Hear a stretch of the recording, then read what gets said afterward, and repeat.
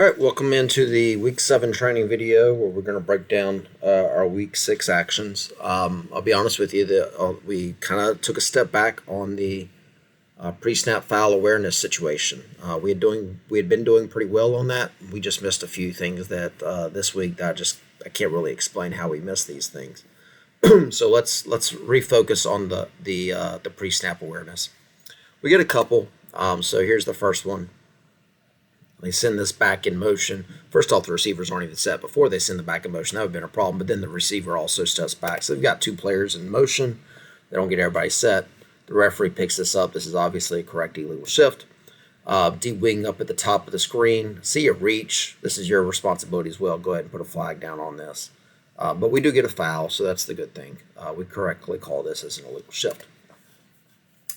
Play 101, same type of situation. They send this up back towards the line of scrimmage, and he has to get fully set for 1 second before you send the other player. They don't do that. So at a point right about here, they have two players in motion. You send two players in motion, everybody must get set. We correctly get a flag from the referee here. Referee's probably the best one to pick this up, so that's a correct call. Play 28, so we get a flag here. You'll see this receiver just never gets set. He's required to get set for a full second. This is after they break the huddle, and this player is never set for a full second before they snap the ball. What's crazy about this is we get the flag from the deep wing. What I'll say there is, let's not make it a habit of deep wings calling line of scrimmage fouls. That being said, if you're right, you're right. And this is a crusader because I just don't know if you're the short wing at the bottom of the screen. I'll be honest, it's just a focus issue. We've got to get this kind of stuff. It's obvious. Let's please not make it a habit of relying on the deep wings to get this type of foul because this should be pretty easy for our short wings to pick up. Play 49, a lot of things went wrong here, and unfortunately we didn't flag any of them. You'll see the offensive team. I know they're punting the ball away, but they're still required to get set, and the offensive team just never gets set before they snap the ball. That's a foul in and of itself. The worst thing is, if you'll see up here at the top of the screen, a player comes off the sideline, and he does not get inside the numbers, and he doesn't get set, and then they snap the ball. If you watch the Oklahoma-Auburn game this past Saturday, this causes a lot of problems when they do stuff like this. Now, they don't use it. They're not trying to hide him out. He's just trying to get on the field. But the rule exists. If you come off the sideline, you're required to get inside the numbers before the ball is snapped. And I don't know how we allow this to go. I'm just, to be honest, I'm not trying to be harsh, but this is right in front of us, and I don't know how we don't flag this. This is absolutely a foul. And we have to kind of be cognizant of these pre-snap issues. We've harped on it all year. We shouldn't be missing these types of things. And then play 78, again, it's just a focus issue. One guy in the backfield, two guy in the backfield, three guy in the backfield, fourth guy in the backfield. This player's in the backfield, and you'll see both short wings are punching back. So if we're going to punch back, he's clearly in the backfield. This player's in the backfield. That's five in the backfield. It's just a focus issue, if I'm being honest. I think a lot of times it's just a focus issue. We've got to count the backfield 180 times in a game because this is just a pretty obvious thing that we've got to pick up. I think there's a little bit of indecision about whether this kid's trying to be on or not, but then we punch him back. And if we punch him back, whether we punch him back or not, he's clearly not on the line of scrimmage. The line of scrimmage is the 49. He's standing back here the 44. He's standing back here at the 46. 39 versus 41. He's 2 yards off the line of scrimmage. It's a foul. Whether he's trying to be on or not, he's not. And so we've just got to grab this stuff, put a flag down. So that's our pre-snap stuff. Let's start with play 44, kind of getting into mechanics. So we get a deep route. What I'll say here is deep wing's in pretty good position. You got good cushion here off the sideline. This is a very tight ruling, and it's tough to determine. So has possession here. His first contact is right here. It is incredibly tough to determine whether this foot lands inbounds or out of bounds. Don't care about the call. In fact, the fact that the pylon kind of gets knocked over right there tells me that the first contact was probably with the pylon. And if in that situation, if he touches the pylon first, it's incomplete because he's out of bounds. So my gut tells me we get the play right. We do call this incomplete. But our mechanics can be a little bit sharper here. Let's talk about how we can manage this play a little bit better. Again, I like our positioning. We're 2 to 3 yards off the goal line extended. But understand when you do that, what you lose is the sideline. Okay? So the short wings, just because the quarterback puts air under the ball, doesn't mean you get to take the rest of the play off. And you'll see our short wings not really giving us a ton of hustle down here, right? We would love to see our short wings, once you see this pass is going to threaten the sideline, we would love to see our short wing, instead of being here, being somewhere in this area, because you have a great look down the sideline. The deep wing, because of his natural positioning, doesn't have the best look down the sideline. And so you're going to have to help on this play. So what we would have liked to have seen is we would have liked to have seen our short wing about right here as the play ends. And then we would have liked our deep judge and our short wing to kind of get together and talk about the play. Because deep wings, if you're being honest, you don't have the best look. You're kind of guessing. It's not that you did anything wrong. You just don't have the best look. So we need the short wings to help us out. And then we need the deep wing and the short wing. When we have a tight ruling like this, get together and talk about it and make a ruling. And we don't do that here in the deep wing. As you can see at this point, he's kind of looking at the short wing for help, and he's not getting anything. So he has to try to make the best ruling he can.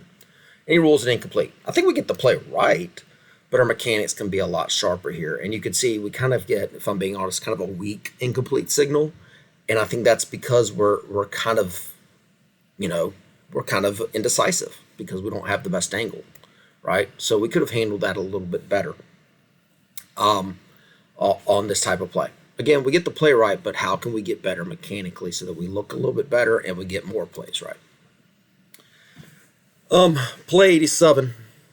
So we get another pass out here. What I love here, perfect positioning. In a 6-person crew, you can see the deep judge has done a great job. He's recognized that we have a deep pass. The goal line is not the threat. The end line is the threat. So I love that our deep judge has come off the goal line, worked towards the end line, and then you'll see here, right about here, he gets stationary again so that he can be stationary at the critical moment to make the best ruling. And then we get a catch in bounds. So we do so many things well right here. We're starting the play in good position. We come off the goal line. We get stationary. We are in a great position to rule on this if the end line is threatened. So this is a great job. We're in great positioning here. The coaching point, and so many of us do this, both at the deep wing and the short wing position. The play ends. Keep your eyes on these players and signal touchdown right where you stand.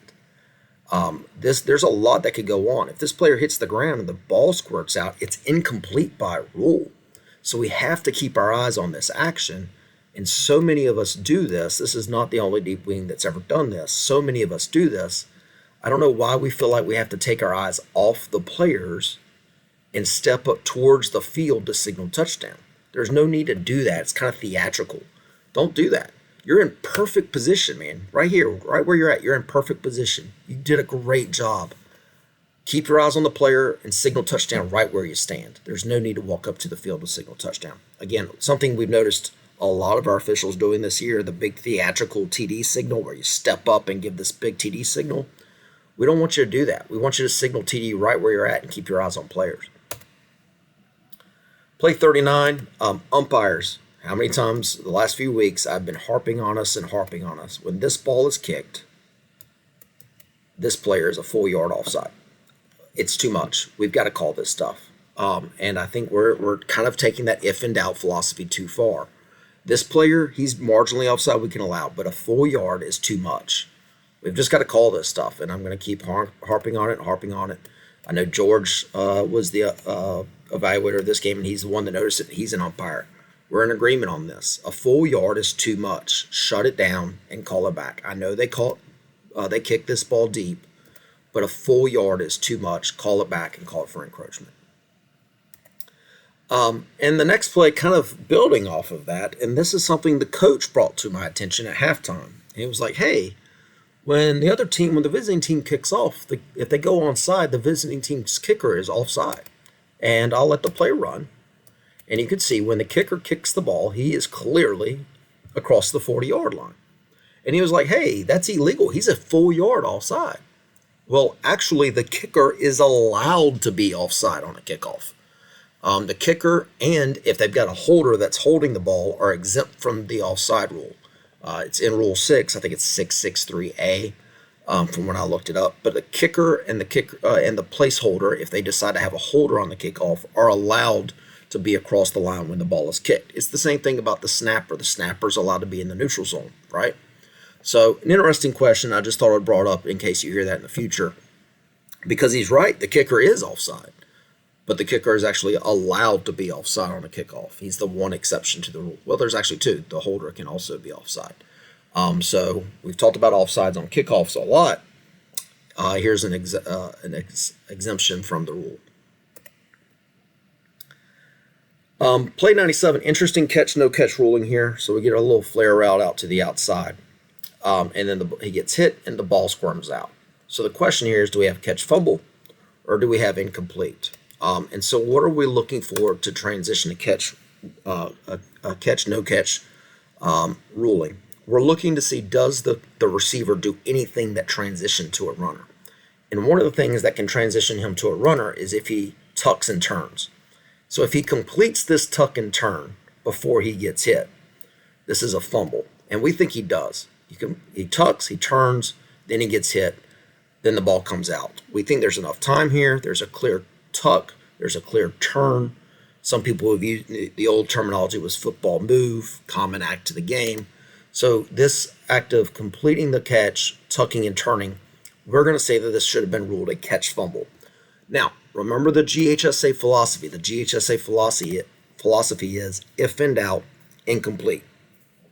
So if you as the short wing are like, man, that was really close, we could always back you up on a play like this and say, hey, if in doubt, it's incomplete. So we're not saying this is a terrible ruling, but after review, we've talked about this, and we do believe this should have been ruled a catch fumble because the receiver does catch the ball, then tuck it, and make it a turn and complete his turn, at which point the catch has been completed, and now he's a runner. So we believe we should have ruled this a catch fumble.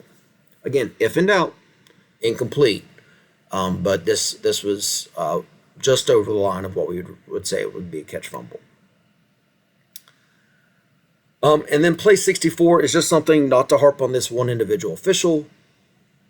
It's something that Chris and I have made note of throughout the year, but this is a good example of it. So we get an incomplete pass here, and I just want you to all to see how fast our short wing turns to look for a ball. Right here, we're already turning our back to all of these players. All of these players are still in the same area. We've got a Pike County player over here by the visiting team bench. We've got all of these mixed jerseys after a play, and we've already turned our back to be concerned about the ball relay. We talked about this at a meeting a couple weeks ago. We've got to be less concerned about the ball relays. Again, this is not the only official to do that this season. Most of our officiating staff right now is we're so worried about being better about ball relays that we forgot our first job is to officiate players. So on a play like this, we've got all the time in the world to get the new ball in. We should not be worried about the new ball until probably about right here. Once the players get separated, clearly separated, now we can turn and talk about a football. But you can see at the point that we turn and take our backs and turn our backs to the players, there's just way too much mixed jerseys here. And this is a game that had some problems. We had some disagreements between players. So we can't just turn our backs to all of these players right here and be worried about a football. Again, not this one individual official. This is a problem amongst our entire staff. We're way too worried about ball relays, guys. The ball relay can wait forever. The first thing we've got to do is officiate players. So referees, make note of that in your pregame. Let's continue to work on our 3 points of emphasis. Communication over the O2Os. Offensive holdings being major at their point of attack. Let's clean up the pre-snap foul stuff that we missed this week. We've been doing so much better. But this past week, if I'm being honest, we didn't have a great week. And then let's throw in dead ball officiating and not being concerned about the ball relays, because this is just one play that serves as an example of what we've been doing across the entire staff this year. We're a little bit too worried about ball relays and talking to the ball boys. and not officiating dead ball action. So let's do a better job on that. So that's week 7, and go out there Friday night and have a good time.